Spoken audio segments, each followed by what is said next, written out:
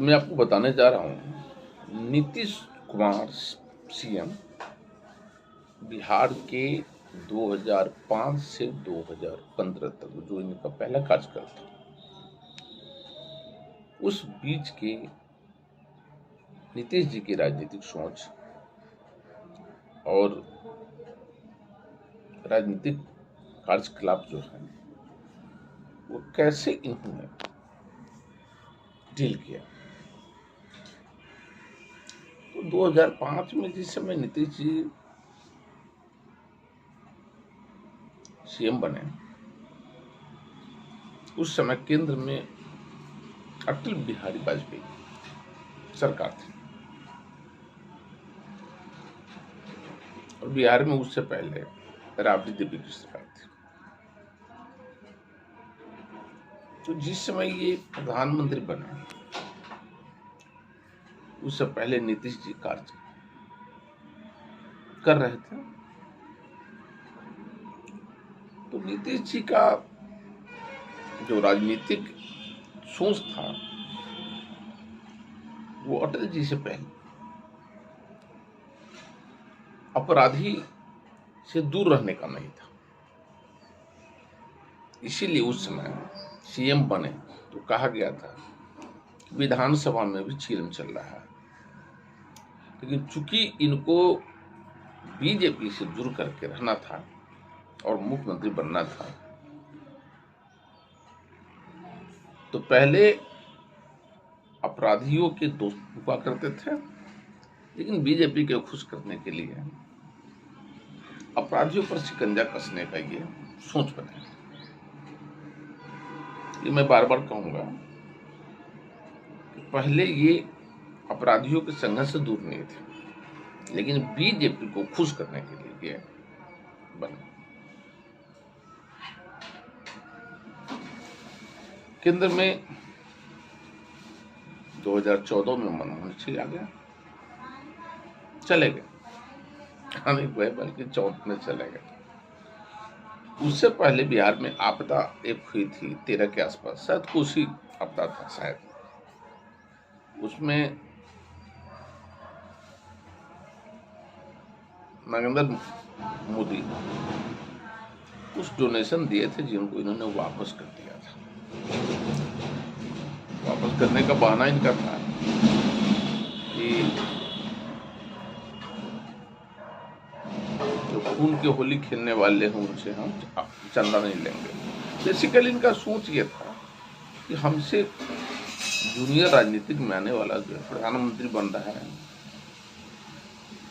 ये शब्द जरा समझने की बात है कि बीजेपी उस समय भी सबसे बड़ी पार्टी थी, तो इनको कला प्रधानमंत्री बना। सोच इनका देखिए, यानी सोच इनका साथी शुरू से था।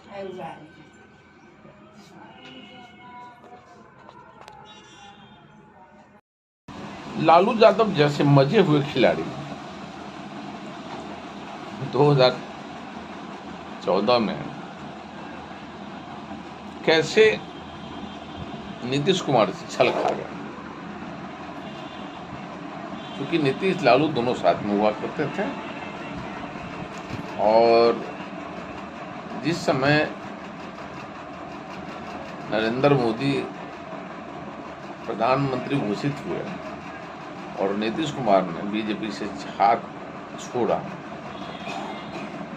और लालू के साथ मिल करके सरकार बनाया, तो लालू जी कैसे नहीं समझ पाए कि कोई भी बड़ा दल इसको प्रधानमंत्री कैसे बनाएगा, और अगर नहीं बनाएगा तो ये अगर उसके साथ गद्दारी कर सकता है तो मेरे साथ क्यों नहीं करेगा। लेकिन इसने ध्यान नहीं दिया।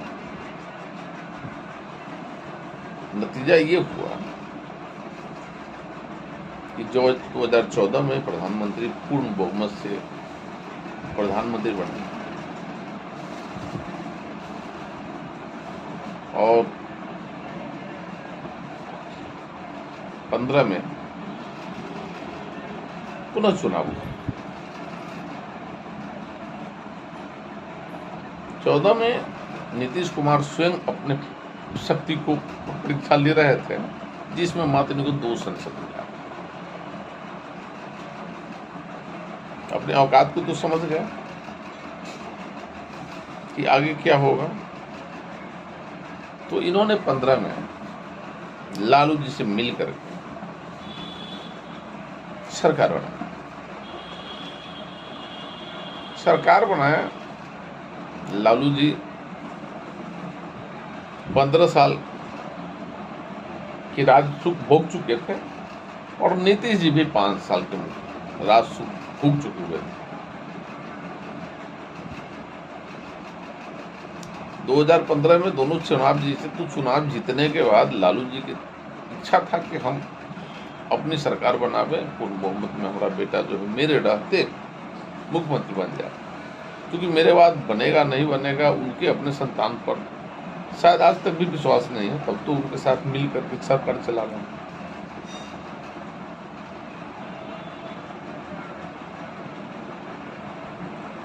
नतीजा ये हुआ कि 15 में नीतीश कुमार पुनः मुख्यमंत्री बने और लालू जी के जो बानडी सेना था वो अपना भाषण शुरू कर दिया।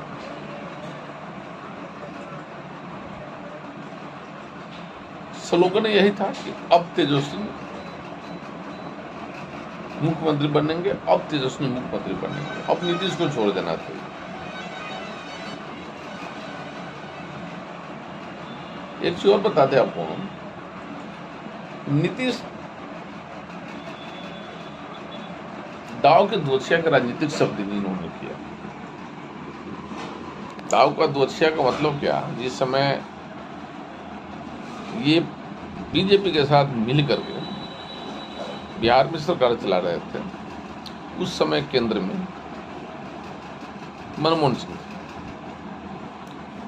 तो ये बीजेपी के साथ भी सरकार चला रहे थे और मनमोहन सिंह के साथ मिल करके सरकारी योजना भी मंगा रहे थे। बीजेपी की भी मजबूरी थी कि इसको छोड़ते हैं तो पुनः जंगल राज आएगा, और इसकी भी मजबूरी थी कि अगर कोई योजना नहीं लाते हैं तो हम काम नहीं बनाते हैं। यानी कि यहाँ बीजेपी ने गच्चा खाया मजबूरी में और लालू जी ने 15 में इनके साथ मिल करके सरकार बनाया मजबूरी में। लेकिन ये दाव के दोषिया दोनों तरफ से। जब ये लालू जी के बानड़ी सेना लोग जो है तेजस्वी के मुख्यमंत्री बनाने पर फिर गए, तब नीतीश कुमार ने फिर पलटी मारा और देखा कि कम से कम 5 साल तो चैन से हमने बीजेपी के साथ मिलकर के सरकार चला लिया था, लेकिन यहाँ तो साल भर में ही हमको औकात बता रहा है। तो नीतीश जी ने पुनः नीतीश जी पलटी मार करके ये बीजेपी के द्वार चले और बीजेपी के साथ मिल करके ये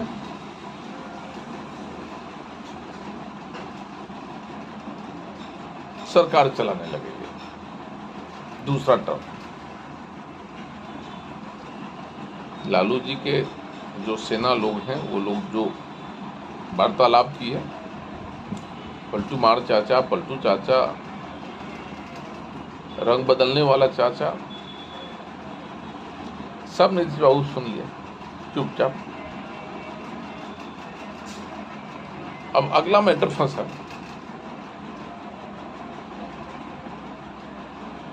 2019 के लोकसभा चुनाव। नीतीश जी के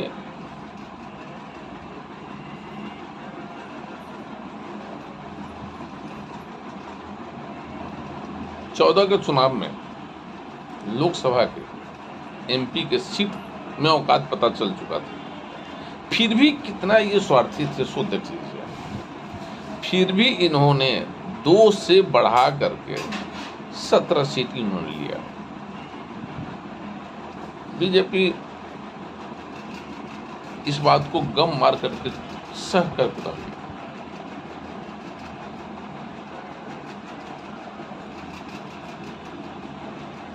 और इतना नहीं, नीतीश बाबू ने अपने राजनीतिक कुशल छल बल से उपेंद्र कुशवाहा को ही बाहर कर दिया गठबंधन से।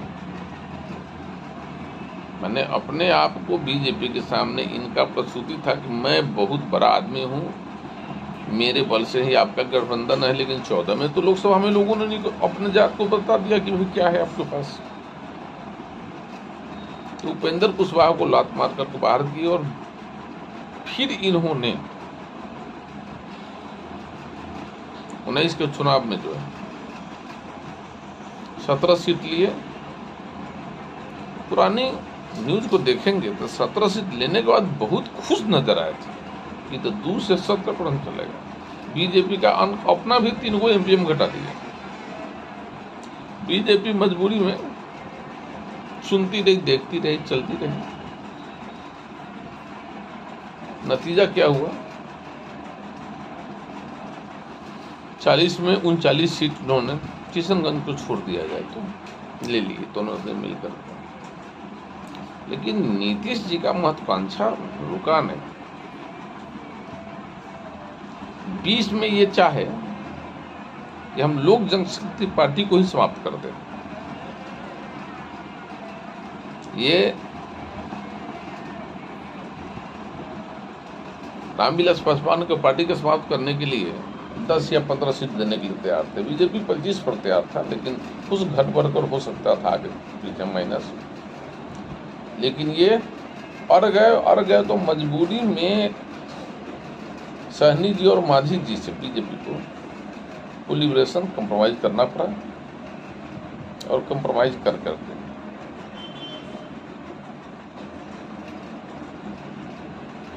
सरकार बना।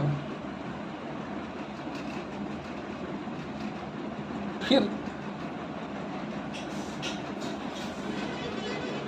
सहनी जी के पीठ पीछे क्या राजनीतिक चला वो सब लोग जानता है, या पशुपति पारस के पीछे क्या राजनीतिक चला सब कुछ जानते हैं। ये अक्सर इसी धुन में रहते थे कि बीजेपी में बाकी सबको कमजोर रखे हम बिहार में, कि हम बीजेपी के सामने बढ़े थे। लेकिन बीजेपी इनके राजनीति को देख लिया था, आम जनता के भावना को भी देख लिया था कि नीतीश का पत्ता बिहार से साफ है, कुछ नहीं है। इसलिए उसने इंटरनली चिराग से सेटिंग किया। चलो बीजेपी नहीं देता तुम अलग हो करके लड़ो। चिराग इस राजनीति को समझ गया था। उसने टोटल नीतीश कुमार के सीट पर अपना कैंडिडेट खड़ा कर दिया। अब यहां देखने की बात यह है कि अगर 70-80 के बीच में राष्ट्रीय जनता दल ने सीट लाया तो इसमें चिराग का बहुत बड़ा योगदान है, इसको ध्यान रखिएगा। इसमें चिराग का बहुत बड़ा योगदान है, क्योंकि नीतीश का सीट नहीं घटता तो राष्ट्रीय जनता दल नहीं बढ़ता, और राष्ट्रीय जनता दल घटता तो नीतीश का सीट बढ़ता। इस बात को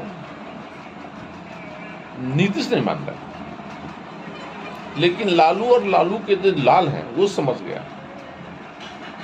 इसीलिए 80 सीट लाने वाला जो आदमी है वो उप मुख्यमंत्री बना हुआ है, लगभग बोलेंगे लगभग, क्योंकि 79 से 77 यही कुछ सीट है। उप मुख्यमंत्री बनकर के पीछे पीछे नीतीश कुमार को घूम रहा है। गौर से देखिएगा। और ये 40, 34, 35 सीट लेकर के भी शेर बने हुए हैं, क्योंकि लालू जी बखूबी समझ रहे हैं कि अगर चिराग का कोलिब्रेशन होता है तो हमारा सीट घटेगा, तो हमारा घटेगा तो न नीतीश मुख्यमंत्री रहेगा न मेरा बेटा उप मुख्यमंत्री रहेगा। इस बात को बखूबी जानते हैं। इसीलिए इस बार चुपचाप सब बात सुनने के बावजूद भी ये लोग अपना कोलिब्रेशन कर रहे हैं।